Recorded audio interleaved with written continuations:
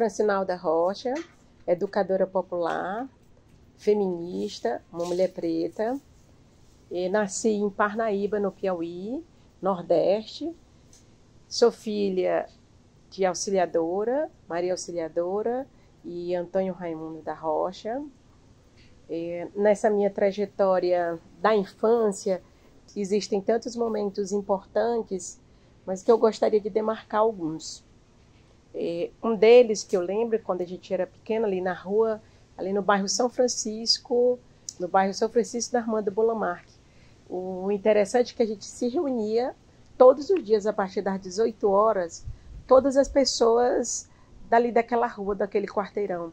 E a gente ia fazer diversas brincadeiras. A gente brincava de correr, de jogar bola, de casinha, fazíamos as casinhas, colocava as bonecas, jogava vôlei, jogava peteca, ficava contando histórias e todos os dias fazia parte do nosso cotidiano. Foi uma infância muito maravilhosa. Outro ponto que eu gostaria de destacar, na minha infância eu brincava muito com os meninos. E aí até as pessoas me chamavam de Maria Homem, porque eu gostava de sair na rua passeando com eles e brincava as brincadeiras deles, jogar peteca, o ferrinho, pegava aquelas carteiras de cigarro, a gente chamava de conto, como se fosse um dinheiro, uma moeda, que a gente também jogava entre a gente e ganhava. Soltava pipa com eles, era uma coisa assim maravilhosa. A gente corria na rua e era brincando de jogar pipa. E tudo que eu brincava era mais com os meninos do que com as meninas.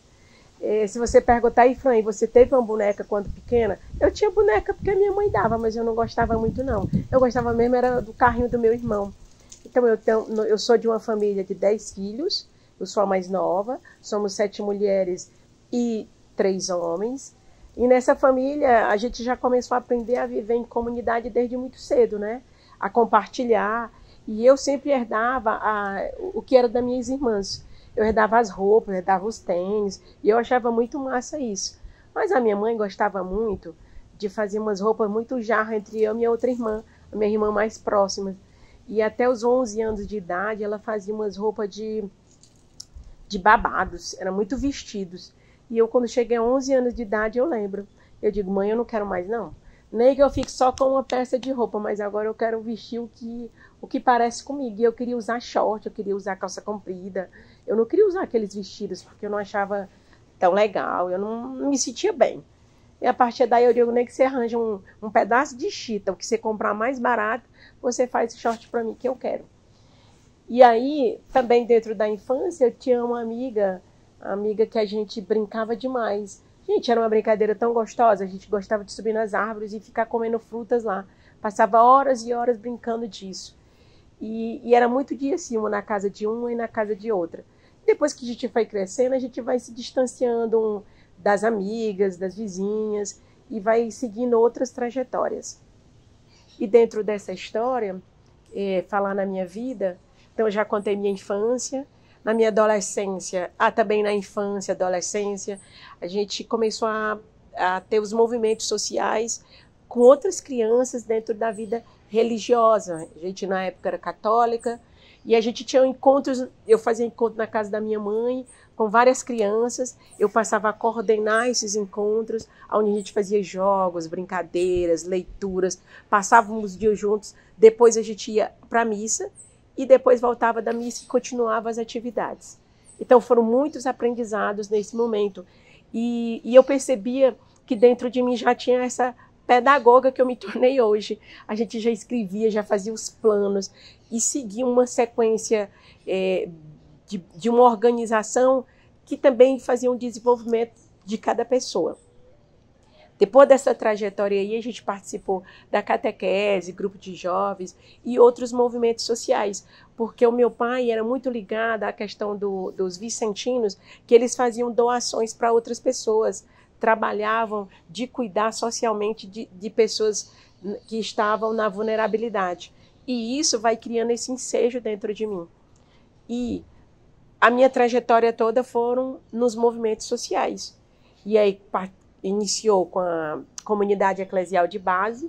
Eu era muito pequena ainda, eu acho que tinha 15, 16 anos, e eu já acompanhava minhas irmãs nos trabalhos que elas faziam nas comunidades. E aquilo me fascinava, Porque tem uma frase muito importante, assim, que meu pai dizia: minha filha, quem nasceu pobre morre pobre. E isso, gente, foi me causando uma insatisfação. Eu digo, não, eu não vou viver de braços cruzados. A gente veio pobre, mas veio para lutar. Porque eu lembrava muito dessa história da teologia da libertação, da pedagogia da libertação, que a gente poderia ir mais, que a gente poderia ir à frente, pensando nisso. Mas esse pensamento não era um pensamento só meu, Fran, era um pensamento coletivo, que eu não teria que buscar essa libertação na individualidade, mas buscar no coletivo. E hoje tudo que eu penso é no coletivo. E eu lembro com muito carinho também do meu pai, porque hoje eu sou uma contadora e contista. Essa contadora, eu sou uma escritora infanto-juvenil e sou contista, e também eu conto histórias. E essa contação de história eu lembro muito do meu pai. Quando a gente era pequena, ele levava todo mundo para o quarto dele, quase todas as noites, e começava a contar histórias. Eram histórias tão interessantes e que tornavam mais interessantes ainda. Não tinha um livro que ele fazia leitura, mas ele ia lembrando das histórias que ele tinha ouvido dos pais, da mãe, da infância dele. E por falar em infância do meu pai, gente, é uma infância que eu lembro que ele faleceu com 89 anos, mas a partir dos 80 anos eu tive a oportunidade de ficar mais próximo ao meu pai. E ele contava quase todos os dias a mesma história. E qual era a história da vida dele? Imagine que ele, com 5 anos de idade, ele teve que sair de casa para ir trabalhar. E ele trabalhava numa região tão fria, que era Viçosa do Ceará, que a família dele é lá de Viçosa do Ceará. E o que acontecia? Ele entrava em água, ele passou por muitas coisas que a gente nem pode imaginar. E hoje, quando eu penso em tantas infâncias, eu lembro da infância do meu pai. Imagina um menino que a mãe deixava morar na casa das outras pessoas e ele ficava lá, nem como filho, mas ficava como empregado, que hoje não pode, que a ECA não ia permitir. E isso que fez o quê? Com que ele não estudasse. Mas e por falar em meu pai, ele era mestre de obras. Gente, lembra, pense aí, naquele tempo, papai nasceu em 1927. No tempo que ele nasceu e que ele ficou jovem, adolescente e tudo, o que existia naquela época? Não existiam essas mídias sociais. O que existia de comunicação? Ele fazia o telecurso, aqueles cursos que era pelo rádio, que chegava o material e ele passava a estudar. Ainda eu me lembro. O meu pai, mestre de obra, ele chegava aqueles capítulos dos livros e ele ficava lá estudando. Tinha que ser autodidata, né, gente? Ele só estudou até o ensino fundamental. E aquele que ele fazia o supletivo à distância. E mesmo assim, o meu pai era muito inteligente, porque ele conseguia aprender a fazer plantas. Ele fazia plantas e administrava várias obras. Várias obras que eu digo construções lá na nossa cidade. Na nossa cidade ele construiu igrejas, hospitais e casas de várias pessoas bem ricas da cidade. E, por falar em casas ricas da cidade, uma das propostas que foi muito interessante para o meu pai, que o patrão dele disse assim: se você conseguir terminar essa obra num tempo menor, eu dou de presente a sua casa. E o meu pai conseguiu, gente. E foi aí que nasceu a nossa casa, que hoje é onde fica lá na rua Armando Bolamarque. E essa casa foi construída também com o esforço de uma grande mulher. A minha mãe ouviu essa promessa e o patrão deixava de passar, e a minha mãe cobrava meu pai: e você não terminou a obra? Por que você não vai lá perguntar? E ela foi. E aí, você não prometeu para o meu marido que ia dar a nossa casa?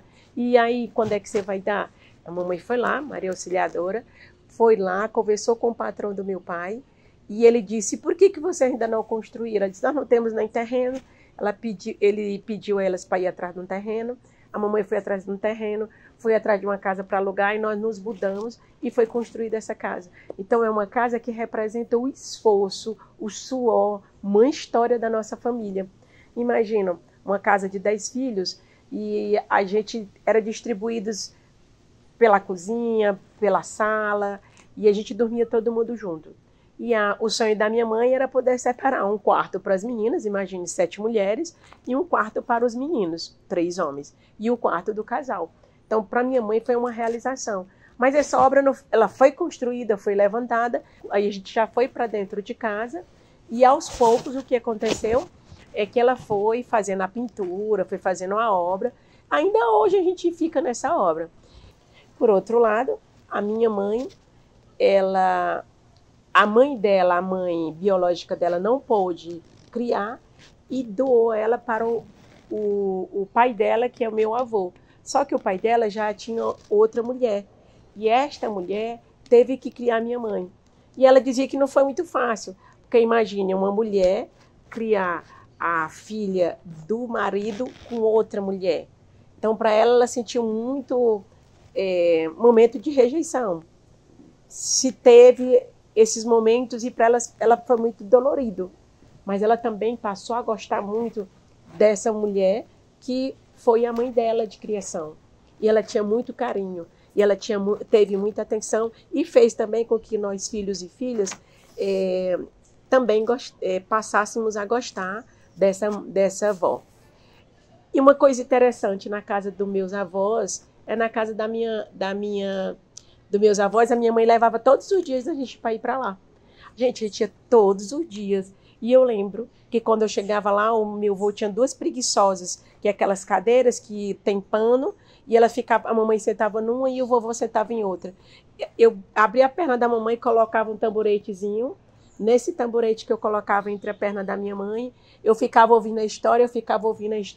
Quando eu percebi, eu já estava dormindo e minha mãe chamando que já estava na hora de ir embora. Então, contar a história para mim traz essa memória afetiva. Porque ainda hoje, quando as pessoas mais velhas contam histórias para mim, eu fico lembrando dessa história do meu avô. E meu avô, o vovô Agostinho, um homem preto, e que contava muitas histórias das famílias deles, da ancestralidade dele. Mas imagina, naquela época, eu criança, eu nem sabia o que era isso, me auto-identificar como uma mulher preta. Porque, embora eu via meu avô, os meus tios por parte de avô, tudo assim pretos. E a minha mãe também. E hoje eu sou casada com Fiorenzo. Nós vamos fazer 23 anos de muito companheirismo, de muito aprendizado também, porque a vida 2 é uma vida de aprendizado. Mas com ele, gente, é realmente essa rede de apoio. Hoje me emociona porque, assim, quando a gente fala das escolhas que a gente faz, eu fiz uma escolha para estar aqui em São Carlos fazendo o doutorado. Eu vim do Nordeste, mas vim com ele vivendo uma trajetória de mochileiros, e a gente ficava visitando, morando nas ecovilas. E nessas ecovilas a gente partilhava trabalho para uma vida comunitária. E aí, quando eu decidi, eu quero viver esse momento do meu doutorado, porque também é uma realização pessoal. E ele disse, tudo bem, você escolhe, quer ficar, mas eu vou seguir na nossa trajetória de vivenciar a questão das ecovilas e vivenciar isso. O que significa viver em ecovila, gente? É uma experiência de tu não precisar ter o teu ambiente, um ambiente teu que eu preciso construir minha casa. Mas aí traz essa reflexão de ter o nosso, de viver no coletivo. E a gente fez essa opção porque a gente acredita que a saída para as questões climáticas e ambientais vai ser essa, a gente compartilhar espaços. E imagine que o capitalismo nos ensina a viver o individual, e aí tu viver o coletivo, ter que dividir ambientes com quem tu gosta, com quem tu não gosta. Então você ter que se adaptar a essa nova vida é um aprendizado. E como está sendo um aprendizado. E para mim, assim, esse momento, o meu marido é essa rede de apoio. Embora ele fique no município daqui a 6 horas, mas ele me deu uma oportunidade de dizer assim, Fran, vive só agora. Aprende a viver contigo mesmo. E esse aprender a viver com você mesmo, gente, no começo não é fácil. Mas depois, hoje eu me olho e digo assim, massa, que processo de libertação é esse? Eu sei que eu posso viver comigo, o meu emocional, ele vai se equilibrando comigo mesmo. E qualquer coisa que acontece com a gente sempre pensa em alguém. E nesse momento que eu penso em quem? Em mim mesmo. Então, o que eu posso fazer?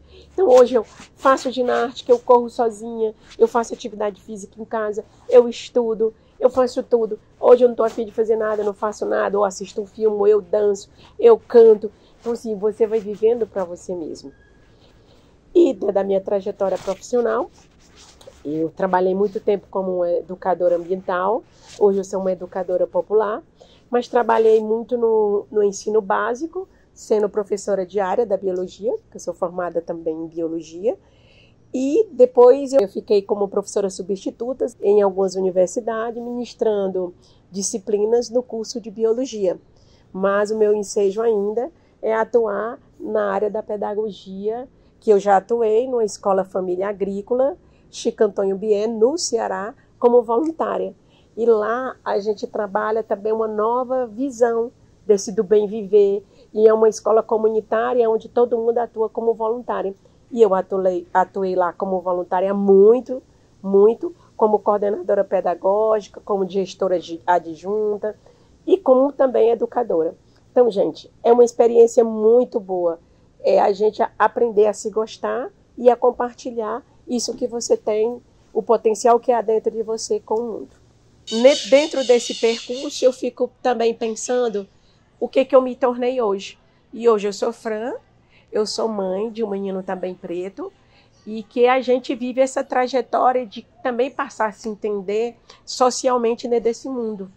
Um mundo que a gente vem da nossa ancestralidade marcada pelo colonialismo, e esse colonialismo que nos escravizou a nossa ancestralidade, tanto por parte de pai como por parte de mãe, e que ainda deixam essas marcas profundas dentro da gente. E essas marcas profundas, elas vêm para mim hoje como esse processo de libertação, que eu preciso falar, eu preciso dizer por que eu sou preta e por que eu estou percorrendo os caminhos que eu estou decidindo hoje para a minha vida. E aí quando eu falo em hoje, são tantos movimentos que eu faço, dentro desses movimentos, eu estou junto com as marisqueiras, mulheres marisqueiras do município de Ilha Grande, que desde 2005 a gente acompanha esse grupo de mulheres, faz essa assessoria pedagógica, mas faz essa luta coletiva pela resistência do direito das mulheres, para que essas mulheres saiam do silenciamento, para que elas sejam reconhecidas enquanto mulheres, para que o trabalho delas seja reconhecido. Mas elas não, nesse movimento com essas mulheres, elas não fazem sozinhas. A gente também busca outras parcerias. Além das marisqueiras, eu sou do movimento Ibiapabana de Mulheres. Esse movimento Ibiapabana de Mulheres foi aí que eu me encontrei enquanto mulher, e mulher preta. Então, como é que a gente é mulher, como é que a gente se aceita na sociedade, como a gente se direciona? E eu, Fran, gente, nesse processo que eu falei até de libertação anterior coletivo, mas eu também tenho que pensar nesse meu processo de libertação individual, aonde é que eu quero chegar, que outras mulheres que a gente vai levar, e isso também compreendendo esse autocuidado comigo. Esse autocuidado de eu me olhar, de eu me gostar, e para eu ficar nos espaços em que eu me entenda, ficar nos espaços que me faz bem, ficar nos espaços que me dá essa conexão comigo mesmo e que busque essa evolução. Além disso, um outro movimento que a gente faz é na feira de artesanatos e produtos da agricultura familiar, FAPAF. Dentro da FAPAF, o que a gente faz? Também faz esse acompanhamento, onde contribui com essas mulheres e esses agricultores e agricultoras familiares com esse trabalho de venda dos seus produtos, mas também de pensar numa soberania alimentar, que as pessoas possam também se compreender que precisam se alimentar bem para o que vai de restante, elas possam contribuir com a sociedade. Mas o nosso projeto principal é dizer para as pessoas que elas podem plantar na casa delas. E o que é plantar em casa? O que é ter seu próprio alimento? O que significa isso para a tua vida, mas também para a vida no planeta? Essa é uma compreensão que tem que passar por a vida de cada pessoa. Não adianta eu trabalhar com a economia solidária, que vem direto do agricultor ou a agricultora, que compartilha, tem um preço solidário, mas tem que ter também junto essa solidariedade de quem participa desse movimento que é da economia solidária. Então, mais um movimento que a gente participa. E aí, gente, é muito aprendizado. Aonde eu quero chegar, aonde eu me encontro. E hoje, por falar em me encontro, o chão que eu estou pisando.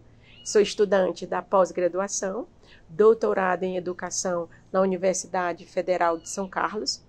Entrei aqui dentro da universidade pelas leis afirmativas.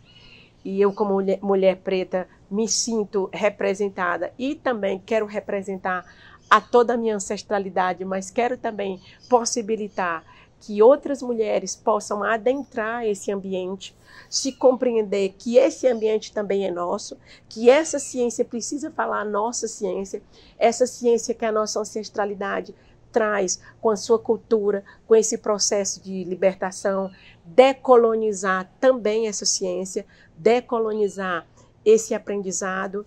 E também, quando eu trago uma reflexão, é pensar nesse latifúndio do saber que é a universidade, que ela também nos escraviza. E a gente quer é sair dessa senzala que por muito tempo a gente foi o quê?